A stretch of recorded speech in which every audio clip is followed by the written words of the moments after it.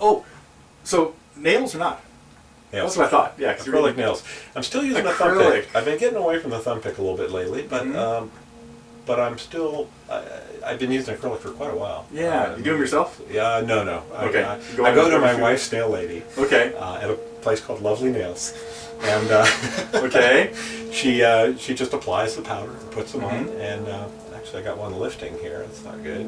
Okay. Usually they hold on pretty steady and hold out for about 4 weeks, and then I redo them. Okay. I redo them. Costs $15 and takes 15 minutes. So it's pretty straightforward.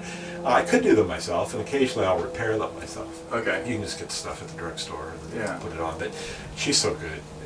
She puts it on, it just flows, and it's perfectly smooth, and kind of not a totally unnatural look. So people don't usually see me coming across the parking lot and think I have funny nails. Yeah. Unlike I just saw Don Ross at Healdsburg. He's using double glue-on plastic nails that he gets at the drugstore, but his fingers are like glowing white.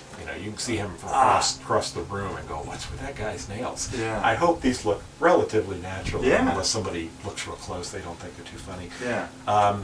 I also have one on my thumb, and I can play without it, but it takes a bit of work to get the right nail length and angle, just the right thing going where you're hitting with the right amount of nail, the right amount of flesh.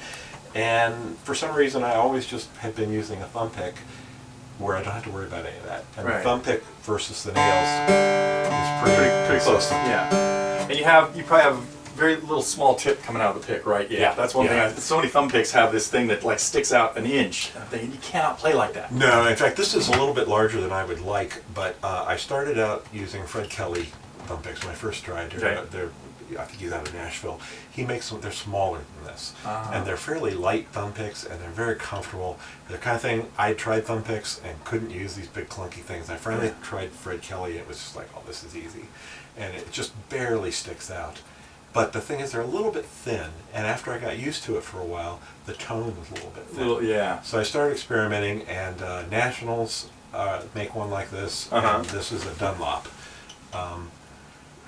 Nationals tend to be a little inconsistent, I find, in size. I think they must be handmade or something. Yeah. But the Dunlops are perfectly consistent, and the only objection I have is that they're just a little longer than I would like. Yeah. But I've gotten used to it. Yeah. So I tried filing them down. It was too much work. Yeah, and then they sound bad and stuff. I was looking for, I have like 2 that are like my prized possessions, and I've got a whole bunch of others that I'll try it on. It's like, God, that's not going to work. That's not going to work. And if I go to a store and look for one, it's like I'll go through 50 of them. To find one that fits my thumb in the first place. That's not too tight, because I have fairly large fingers as you do. And then it has to be pretty heavy. I want it to be. It can't. So. Yeah, I played around with different. It's amazing with the picks. There's probably a whole science behind picks that maybe somebody's looked into. Yeah. But I've played around. I don't play much with flat picks, but a while back I sort of got interested in that briefly, and I ordered like 20 different picks. Okay. Anything from fairly cheap ones to Alaska Rock for $25 or whatever. A couple of those $25, $30 picks.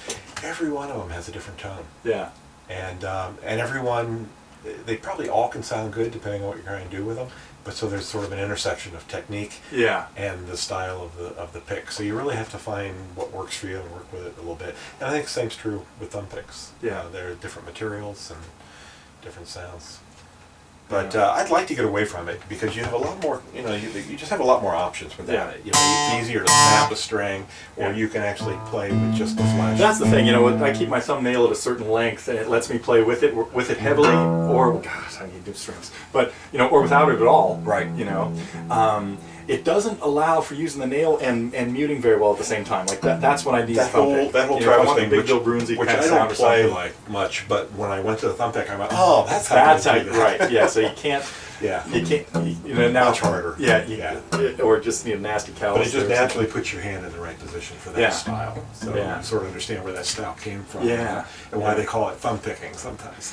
Yeah, which when I first heard that, what are they talking about? Because it's not really different than finger picking, but But I mostly do it just for the tone, and it balances the acrylics pretty well. And if I spend a little more effort, I'm getting there. I've been lately using. Occasionally, I'll perform without the thumb pick. Yeah. And it's one of those things, but you get used to it. I always have one in my pocket.